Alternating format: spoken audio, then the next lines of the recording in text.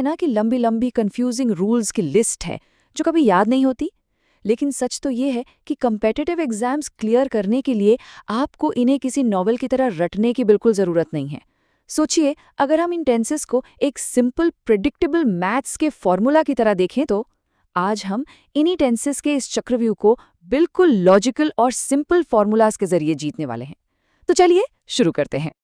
जल्दी से आज का रोड मैप देख लेते हैं। हम 12 टेंसेस को लॉजिकली डिकोड करेंगे, प्रेजेंट टेंस को मास्टर करेंगे क्योंकि वहां सबसे ज्यादा ट्रैप्स होते हैं। उसके बाद पास्ट और फ्यूचर में चलेंगे। फिर एग्जाम्स में आने वाले कुछ सबसे क्रूशियल रूल्स और एक्टिव पैसिव नरेशन के शिफ्टिंग शेप्स को समझेंगे। आखिर में एक अल्टीमेट चीट शीट देखेंगे। इस ब्रेकडाउन के बाद ना एग्जाम ट्रैप्स को पहचानना आपके लिए बिल्कुल सेकंड नेचर बन जाएगा। Decoding the 12 tenses, the basic math. Okay, अब इस मास्टर ग्रिड पर ध्यान दीजिए। ये बहुत ही ब्रिलियंटली दिखाता है कि हमारे पास सिर्फ 3 टाइम्स है, प्रेजेंट, पास्ट और फ्यूचर। और जब ये 3 टाइम्स 4 एस्पेक्ट्स के साथ जुड़ते हैं, यानी सिंपल, कंटिन्यूअस, परफेक्ट और परफेक्ट कंटिन्यूअस, तो हमारे पास एग्जैक्टली 12 स्ट्रक्चर्स बनते हैं। मैथ के सिंपल 3/4 मल्टीप्लिकेशन की तरह। इन 12 के बाहर टेंस का कोई और फॉर्मूला नहीं बनता, बस इतना ही है पूरा खेल। अब जब भी ग्रामेटिकल जार्गन जैसे एस्पेक्ट सामने आता है तो थोड़ी घबराहट होती है, राइट?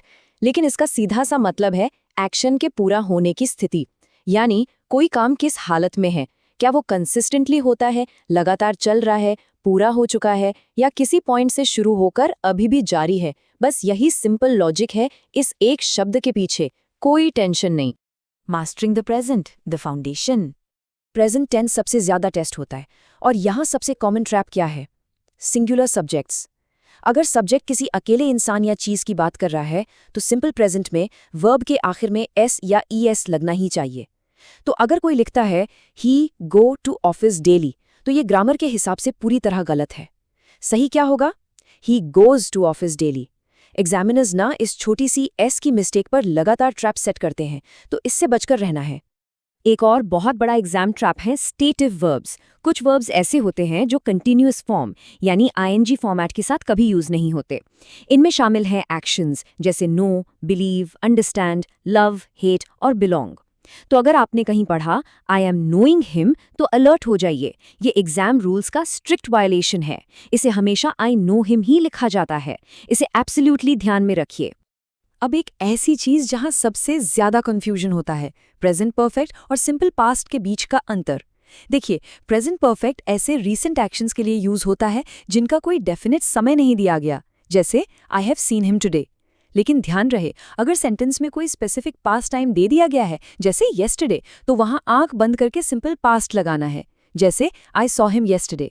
येस्टरडे के साथ हैव सीन लगाना एक ऐसी गलती है जो एग्जाम्स में आपके मार्क्स सीधा माइनस में ले जाएगी।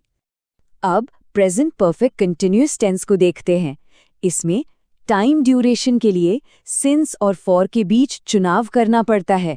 लॉजिक बिल्कुल क्लियर है। सिंस का इस्तेमाल हमेशा किसी एग्जैक्ट पॉइंट ऑफ टाइम के लिए होता है, यानी जब कोई काम शुरू हुआ था, जैसे सिंस 2020। और फॉर का इस्तेमाल पीरियड ऑफ टाइम यानी पूरी ड्यूरेशन कैलकुलेट करने के लिए होता है, जैसे फॉर 2 years। ये छोटा सा फर्क आपको तुरंत सही आंसर चुनने में मदद करेगा। Navigating past and future, time travel. चलिए थोड़ा टाइम ट्रैवल करते हैं और पास्ट परफेक्ट का गोल्डन रूल समझते हैं। जब पास्ट में 2 एक्शंस एक के बाद एक होते हैं, तो जो एक्शन सबसे पहले हुआ यानी द अर्लीस्ट एक्शन, उसमें हमेशा पास्ट परफेक्ट यानी हैड प्लस V3 लगता है। और जो एक्शन उसके बाद हुआ उसके लिए हम सिंपल पास्ट यानी वर्ब का सेकेंड फॉर्म यूज करते हैं। ये रूल पेपर सेटर्स का सबसे फेवरेट सवाल है।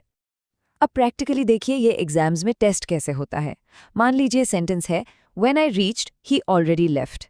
यहाँ पास्ट में 2 काम हुए हैं, पर उसका जाना आपके पहुंचने से पहले हो चुका था, राइट? इसलिए पहला एक्शन गलत स्ट्रक्चर में लिखा है। सही और लॉजिकल सेंटेंस होगा when I reached he had already left. पूरा खेल इस बात पर निर्भर करता है कि पहले कौन सा इवेंट हुआ, और उसमें हैड लगाना बिल्कुल मत भूलिए। ठीक यही लॉजिकल फर्क हमें फ्यूचर टेंसेस में भी देखने को मिलता है। बेसिक आने वाले एक्शंस के लिए हम आसानी से सिंपल फ्यूचर लगाते हैं, जैसे आई विल हेल्प यू। लेकिन ध्यान दीजिए, अगर कोई ऐसी बात हो जो फ्यूचर की किसी स्पेसिफिक डेडलाइन से पहले प्रैक्टिकली पूरी हो चुकी होगी तो वहां फ्यूचर परफेक्ट लगता है। जैसे he will have completed the work by Monday, यानी मंडे तक काम फिनिश। सिंपल है ना? Crucial rules and traps, exam secrets. अब आते हैं एक छुपे हुए एग्जाम सीक्रेट पर। जब भी किसी सेंटेंस में व्हेन, बिफोर या आफ्टर जैसे ट्रिगर वर्ड्स आते हैं और ओवरऑल बात फ्यूचर की हो रही हो, तो ध्यान रखिए ट्रिगर वर्ड वाले हिस्से में हमेशा सिंपल प्रेजेंट टेंस आना चाहिए। इस वजह से when he will come, I will go पूरी तरह से गलत है। इसका टेक्निकली और ग्रामेटिकली सही रूप होगा when he comes, I will go. ये एक ऐसा ट्रैप है जिसमें लाखों लोग फंसते हैं।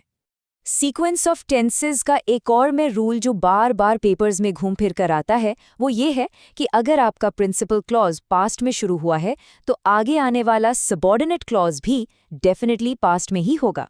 लेकिन इसका एक बहुत बड़ा एक्सेप्शन भी है। यूनिवर्सल ट्रूथ्स यानी सार्वभौमिक सत्य हमेशा प्रेजेंट टेंस में ही रहेंगे। जैसे the teacher said that the earth revolves around the sun. यहाँ रिवॉल्व्स को कभी पास्ट टेंस में मत बदलिएगा, चाहे सेंटेंस पास्ट से क्यों ना शुरू हुआ हो। Active, passive and narration, shifting shapes. चलिए इस ट्रांसफॉर्मेशन को समझते हैं। एक्टिव से पैसिव बनाना किसी नई लैंग्वेज को सीखने जैसा नहीं है, ये एक मैकेनिकल फॉर्मूला है। शिफ्ट को समझना जरूरी है। जैसे राइट्स बदलकर बन जाता है is written, past tense wrote shift होता है वॉज रिटन में। वही हैज रिटन बदलकर हैज बीन रिटन बनता है। ये एक फिक्स्ड प्रिडिक्टेबल पैटर्न है। इसे एक बार समझ लीजिए तो फिर कोई गलती नहीं होगी। और नैरेशन की अगर बात करें तो रूल्स और भी सीधे हो जाते हैं। इनडायरेक्ट स्पीच बनाते वक्त डायरेक्ट कोट्स लॉजिकली एक कदम पीछे यानी इफेक्टिवली पास्ट में शिफ्ट हो जाते हैं। प्रेजेंट वाले एम, इज, आर सीधा वॉज या वर बन जाते हैं। हैव शिफ्ट हो जाता है हैड में और फ्यूचर का विल म्यूटेट हो जाता है वुड में।